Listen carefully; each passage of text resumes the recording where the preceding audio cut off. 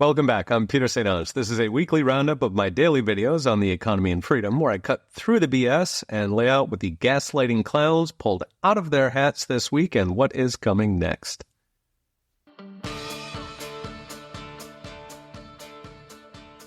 Will Donald Trump's drive-by liberation of Venezuela give us $2 gas? In case you blinked, Donald Trump just liberated Venezuela from 25 years of socialism that turned the country from one of the richest in Latin America to one of the poorest in the world, with food shortages, constant blackouts, malnourished children, thousands of nurses, police women, and school teachers turning to prostitution. Yes, socialism is ugly. And just like that, it is over. The streets of Caracas filled with jubilation. Children sang, abuelas gushed thanks to Donald Trump. Regime bureaucrats remembered they have relatives in Miami. So this is all grand for Venezuela, but what about the American people? The two keys are who's on the hook for rebuilding Venezuela, and what does this do to oil prices, which is historically Venezuela's biggest export. It's basically Venezuela's only export. So first, the nation building. Trump promises Venezuela will be rebuilt with oil company money as international companies rush in to develop Venezuela's vast oil reserves that were neglected under the socialists. This is plausible. On paper, Venezuela has the largest oil reserves in the world, more than Saudi Arabia. And before socialism, Venezuela was one of the biggest oil exporters in the world. Now, under socialism, that collapsed 80%, removing almost 2.5 million barrels from global production, more than Kuwait exports today. Exxon or Chevron would happily invest tens of billions if they feel that they can trust the new government, which would allow that new government to rebuild infrastructure. So Venezuela can be a free lunch if Washington and its tax-funded army of NGOs stay out. That brings us to the benefit for the American people: gas prices. $2.5 million is enough to knock oil prices 5 or 10%, maybe more with nonlinearities. That trickles into lower prices at the pump, potentially close to $2 if oil stays below $50. Note, the price impact is not necessarily Venezuelan oil coming to the U.S. It could be exported anywhere in the world and still lower prices. But a lot of it will come to the U.S. since Venezuelan crude is viscous and the specialized refineries are in Texas and Louisiana.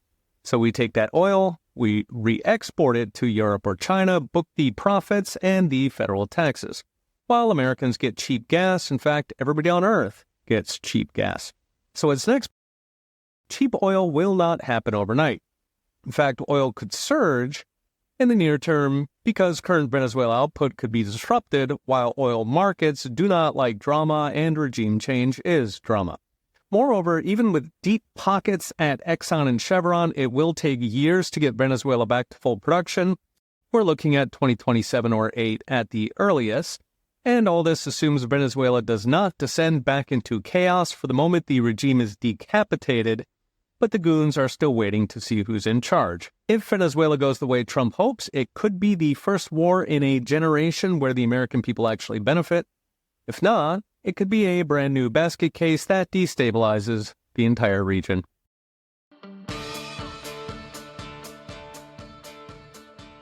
"2025 was the biggest year for deregulation in American history, with an estimated $200 billion in annual savings, $1,500 per American household, and there's trillions to go. Last week, the OMB announced 646 completed deregulatory actions last year, pegging annual savings at $212 billion, about the GDP of South Carolina. Now, you may recall the OMB from the shutdown layoffs when mass media called Chief Russ Vought the Grim Reaper for laying off parasitic federal workers.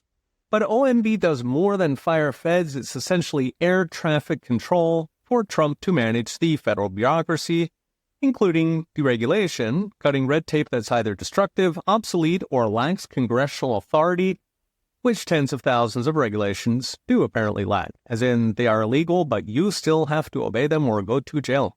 Now, cutting red tape was one of Trump's key campaign promises. He promised 10 cuts for every new rule.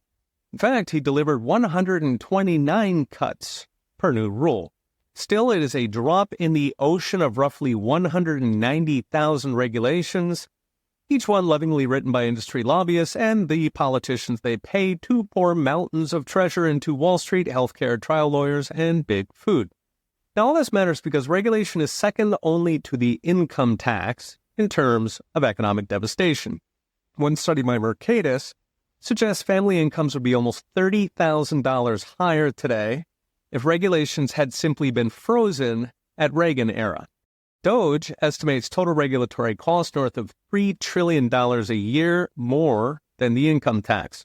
A study by the National Association of Manufacturers found regulations cost more than salaries for small manufacturers, as in regulations are what gave manufacturing to China. The National Association of Home Builders says regulations add $94,000 to the cost of a house. Regulations add $200 to a washing machine, $500 to a furnace, almost $10,000 to the price of a new car. A third to meat prices, a fifth to milk, and that's all before they wipe out the family farms when EPA declares puddles as protected wildlife habitat. One single regulation, Sarbanes-Oxley, wiped out half of publicly traded companies, so now only rich people get to invest in new tech. Another regulation, Dodd-Frank, delivered a near monopoly to Wall Street as punishment for 2008. And of course, hundreds of crony regulations drive health insurance to comic book levels while injecting lobbyist-approved poisons into our food. Now, 646 is a good start, but there's still hundreds of thousands of regulations crushing manufacturing, farming, and small businesses. There is hope. DOGE has already flagged almost 50,000 rules that lack authorization and are in the process of being removed. Last year, the Supreme Court blew a hole in so-called Chevron deference that let unelected bureaucrats make up regulations. And if Congress ever found a pair, we could finally pass the Holy Grail REINS Act, which permanently takes regulations away from bureaucrats and puts it back in Congress, which would probably cut 95% of rules, saving potentially trillions per year and slashing the price of everything from food to housing to healthcare.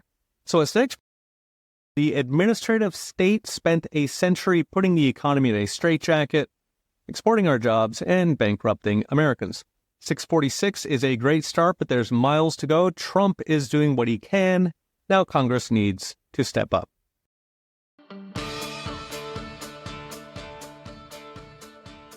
A word from our sponsor. If you own gold, and many of you do, you already understand how it protects your wealth from the insanity coming out of Washington. The inflation, the recessions, the wars.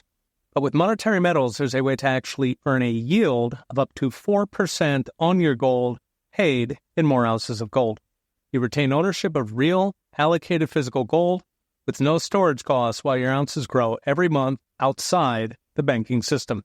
If you're serious about protecting your future and building your legacy, head to monetarymetals.com/Peter to get started. Now back to our show.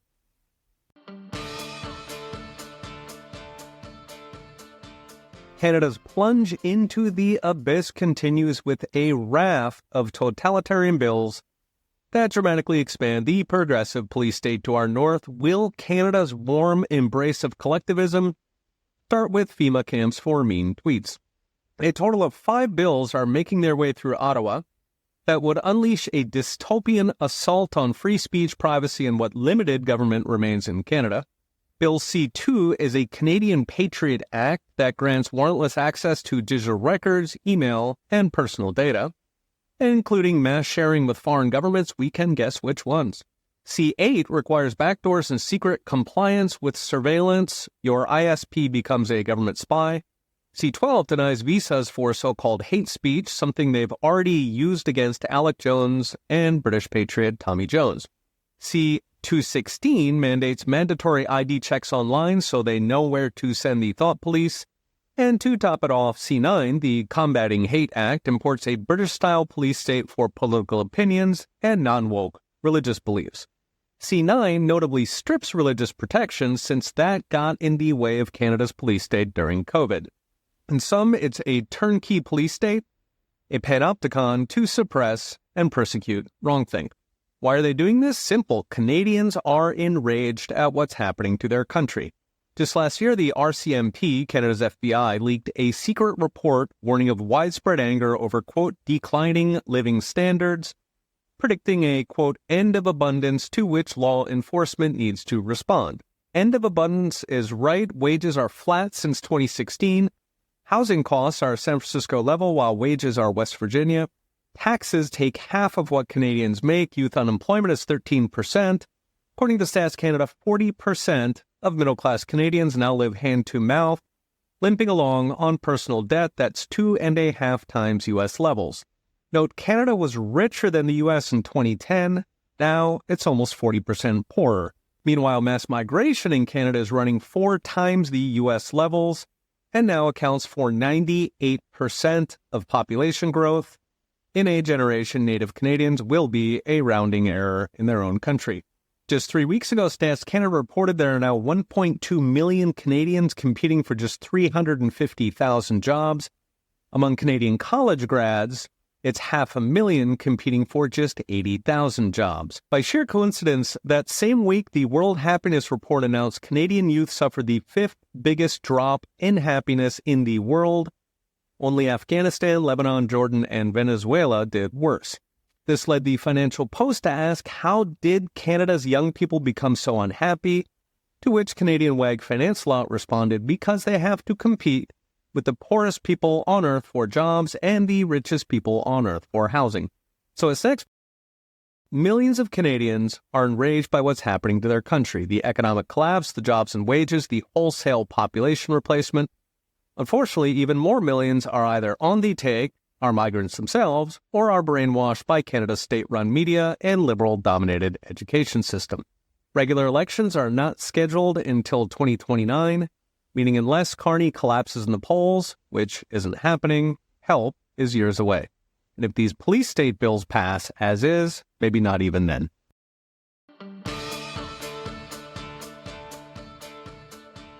Europe is sinking a fresh $300 billion it does not have into the Ukraine meat grinder, as Donald Trump tells them they cannot keep the money they seized from Russia since that will be part of a peace deal. This means the European Union will have to pay for its own wars. As an American, it is downright surreal seeing a war I'm not paying for. This all throws a wrench in Europe's plan to fund the Ukraine war using seized Russian money, something they didn't even do during the Cold War, when the Soviets had literal nuclear missiles aimed at every capital in Europe. So the background here is regular European aid to Ukraine was ended by Hungary's government, which wants the war to end, while EU rules say aid has to be unanimous, so every country gets a veto. That sent EU bureaucrats scrambling for less legal ways to fund the meat grinder, so they pledged $300 billion of frozen assets from the Russian central bank and started siphoning interest payments to Ukraine, while floating plans to just take it all. Now, this was done for several reasons. It cripples the EU's hard-earned reputation as a safe place to park sovereign assets, putting trillions at risk, and European banks, but also because Europe and Russia will someday want to be friends again, given Russia has massive energy reserves that Europe needs thanks to its crippling environmentalists. But Trump said no, since he wants to actually end the war, and the EU stealing $300 billion does not help. That sent the EU back to direct funding, so it simply ignored Hungary's veto by declaring an emergency, which now fundamentally transforms the EU from a coalition of the willing into a lobster trap. Last month, Europe cut the first check for $100 billion, every penny borrowed, considering the EU is collectively running a $700 billion annual deficit. That brings the EU's total tab for Ukraine to nearly $300 billion, which is roughly $10,000 for every man, woman, and child in Ukraine. Incidentally, that now exceeds Joe Biden's $200 billion for Ukraine, and Europe appears eager to keep paying it basically forever. So why is Europe so hot for war? 2 reasons. Europe's military-industrial complex has very strong feelings on the subject, fed by a promised $1 trillion in expanded military spending. But the biggest reason is Europe's leaders are running poll numbers somewhere between herpes and cholera. So Germany's Merz is at 24%, the EU president is at 23%, France's Macron is at 13% approval. Meanwhile, anti-establishment populists are leading the polls in every major European country. So Europe's elite needs an emergency to justify their police state censorship, which they feel is holding back the dam of populism. France, Germany, Poland, and the Baltics have already used Russian disinformation to justify why you can't say mean things about migrant grooming gangs. Alas, it is not an emergency without blood, and no less than 6 EU members have now introduced compulsory military service or compulsory draft registration, including Germany, Denmark, and Sweden, bringing it to 11 members that can now forcibly conscript their dwindling native men to go die for military contractors and other people's wars. So as sex, Europe is following the 1,000-year script of socialism. Destabilize your society, destroy your economy, then magic up a war. Europe's not quite Venezuela with more mosques, but they are goose-stepping that road double time.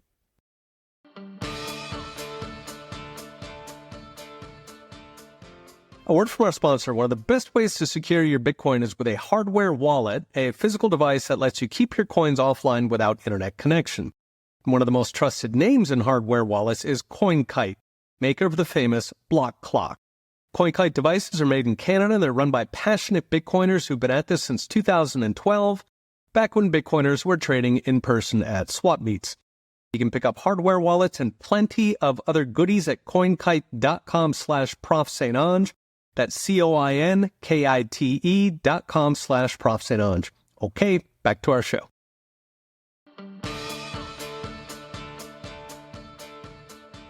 Is it time to get rid of the income tax that apparently mostly funds Somali fraud? A nationwide tax revolt is now brewing in response to apparently industrial-scale federal fraud, of which Somali daycares are the poster child, making it a wonderful time to ask, why are we still paying an income tax originally imposed as a temporary levy to finance World War I, which ended some time ago, and that apparently is used to fund that industrial-scale fraud. Now, I've estimated in recent videos that roughly $1.5 trillion of welfare spending is either literal fraud or is unnecessary, going by welfare in the 1950s. Toss in crony Wall Street handouts, roads to nowhere, military procurement between friends, tax-funded research on squirrel menstruation, and bioweapons in Wuhan, and it's probably north of $2 trillion. Now, this is interesting because that's awful close to the entire $2.4 trillion the federal government stole last year in income tax. In other words, fraud and waste absorbs nearly every dollar you give the IRS. In fact, if you end the fraud and waste, throw in the $300 billion Trump plans to collect in tariffs, you are there. No more annual financial colonoscopies, no more paying lawyers and accountants to keep your small business from being seized, no more choosing between paying rent, paying health insurance, or funding Somali daycares. Happily, we have a president who repeatedly floated eliminating the income tax in last year's election, the first president in history to do so. Last July on Joe Rogan, Trump praised the late 1800s as the golden age for the American economy, noting it was, quote, all tariffs, no income tax. Last month, Trump said, quote, I believe that at some point in the not-too-distant future, you're not going to have income tax to pay. Now, beyond the joys of no longer getting fleeced by Somalis, the economic benefits would be tremendous. Studies, including one by Obama's lead economist of all people, estimate every dollar collected in tax destroys $2 to $3 of economic output in the form of weakened incentives. As in, just like cigarette taxes reduce smoking, income taxes reduce income, known as work or entrepreneurship, suggesting the $2.4 trillion of income tax actually destroys roughly $5 to $7 trillion a year, which is up to $54,000 in annual income per American family. Remember, that's above the $2.5 trillion it steals. So total gain could literally double Americans' take-home pay. Heady stuff, but what would it take? For starters, Democrats would never agree to repeal income tax because they proudly stand with the takers, not the makers. In theory, voters should demand it. Doubling income is no joke. Alas, millions are the ones doing the taking, while tens of millions are brainwashed by government schools and pro-government media who say the government does not take enough. Red-pilling these voters is possible, but it is a project. This means the fastest way is get rid of the filibuster, hold feckless Republicans' feet to the fire to finally do what they've spent generations promising, gut the federal Leviathan. So a sex abolishing the income tax is financially possible. It makes us rich, It forces the federal government to conserve money for the very few things government should be doing: police, defense, potholes, instead of quality leering centers, tax-funded plagues, and fiery yet peaceful riots. But it will take a Congress with balls.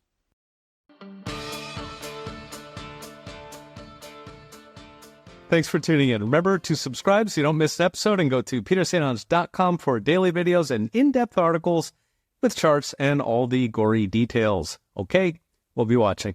See you next time.